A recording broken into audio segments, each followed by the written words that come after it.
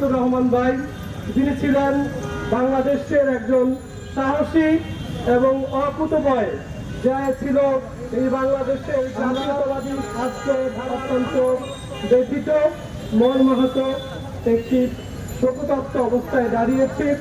আমাদের প্রাণপ্রিয় মাহমুদুর রহমান ভাই, যিনি ছিলেন বাংলাদেশের একজন সাহসী এবং অকুতোভয় যা ছিল এই বাংলাদেশের জাতীয়তাবাদী ধারার অন্যতম প্রবর্তক এবং যিনি এই ফ্যাসিবাদী দোষর সরকারকে সবসময় বলতো যে ফ্যাসিবাদ সরকার, যাই যে ব্যক্তিটি ফ্যাসিবাদের প্রবর্তক, ফ্যাসিবাদ সরকারের বিরুদ্ধে যে সবসময় সোচ্চার ছিলেন, সেই অকুতোভয় নির্ভীক সাহসী মাহমুদুর রহমানকে অন্যায়ভাবে দীর্ঘ 16 বছর তার বিরুদ্ধে অসংখ্য মামলা করা হয়েছে। আপনারা জানেন, মাহমুদুর রহমান ছিলেন আমার দেশ পত্রিকার ভারপ্রাপ্ত সম্পাদক।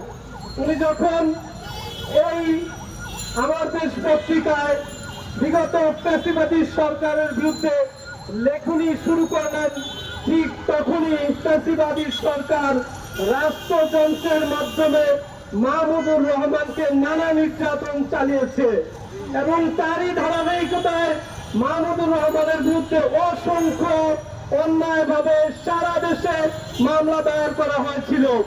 মাহমুদুর রহমান সেই মামলায় হাজিরা দিতে বিভিন্ন আদালতে, বাংলাদেশের বিভিন্ন আদালতে উনি গিয়েছিলেন এবং আপনাদের মনে থাকবে কুষ্টিয়ার একটি আদালতে মাহমুদুর রহমান সাহেবকে কিভাবে সেই সময়ের ফ্যাসিবাদী সরকারের গুন্ডা বাহিনী তাকে মেরে রক্তাক্ত করেছিল। সেই মাহমুদুর রহমানকে আমরা যখন দেখতে পাই এই 24-এর স্বাধীনতা, 26 পরবর্তী স্বাধীনতা এই দেশে আসার পরে তাকে আটক করা হয়, তাকে গ্রেফতার করা হয়, তাকে মুক্ত না দেওয়া হয়, সেখানে আমরা সত্যি মর্মাহত এবং আশাহত। আমরা জানি দিল্লির বিরুদ্ধে সবচেয়ে বেশি সোচ্চার ছিলেন মাহমুদুর রহমান। আমরা সবসময় তার লেখনীর দ্বারা, তার কথাবার্তার দ্বারা আমরা সবসময় আলোড়িত হয়েছিলাম। সেই মাহমুদুর রহমানকে 2015 সালের 3রা আগস্ট পল্টন থানায় একটি মিথ্যা মামলা দায়ের করা হয়। আপনারা জানেন, ফজলুর রহমান নামে এক পুলিশ সদস্য, ডিবির এক পুলিশ সদস্য 2015 সালের 3রা আগস্ট পল্টন থানায় একটি মামলা দায়ের করেন। মামলাটি হচ্ছে দণ্ডবিধির 365 অপহরণের অভিযোগ এবং দণ্ডবিধির 120 খ ধারায়, যেখানে অপরাধমূলক ষড়যন্ত্র, এই ধারায় মামলা করা হয়। এই বলে যে মাহমুদুর রহমান সাহেব নাকি আমেরিকান নিউ ইয়র্কে যে সজীব ওয়াজেদ জয় ছিলেন, তাকে নাকি হত্যার উনি ষড়যন্ত্র করেছিলেন, হত্যার নাকি উনি ষড়যন্ত্র করেছিলেন। সেই কারণে ওনাকে 2015 সালে একটি মামলা দায়ের করা হয়।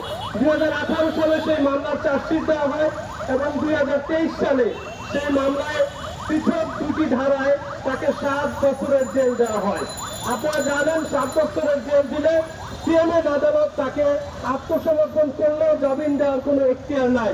সুতরাং সেখানে তাকে নেওয়া হলো এবং তাকে জামিন দেওয়া হলো না এবং তাকে জেলে পাঠিয়ে দেওয়া হলো।